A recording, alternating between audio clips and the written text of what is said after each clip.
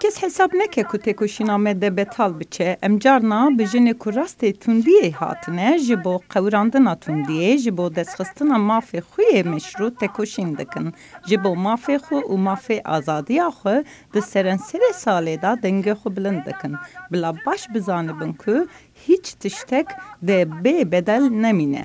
Kadın cinayetlerini durduracağız. Kadın cinayetlerini durduracağız.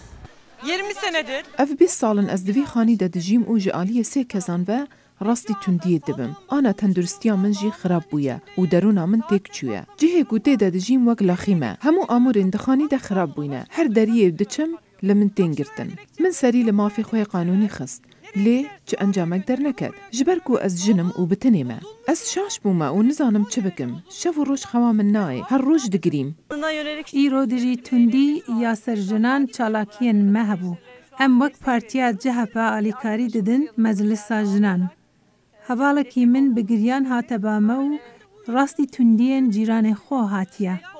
Ji bo vê hevalê me ji destê me çi bêd em alîkarî bidin. Ji bo mafê we ku serkeve pêwîstî bi çi be em ê cêbicî bikin.